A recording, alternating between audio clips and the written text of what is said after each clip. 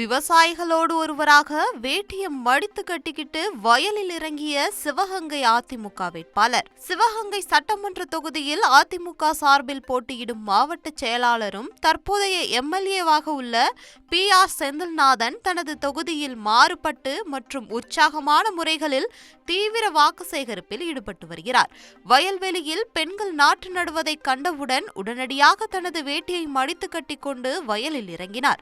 பெண்களுடன் இணைந்து ஆர்வத்துடன் நாற்று நட்ட அவர் விவசாயம் செழிக்கவும் விவசாயிகளுக்கு தோள் கொடுக்கவும் எடப்பாடியார் ஆட்சி அமையவும் இரட்டை இலைக்கு வாக்களிக்க வேண்டும் என்று கோரிக்கை விடுத்தார். வேட்பாளரின் இந்த யதார்த்தமான அணுகுமுறை அப்பகுதி மக்களிடையே நிகழ்ச்சியையும் வரவேற்பையும் ஏற்படுத்தியது.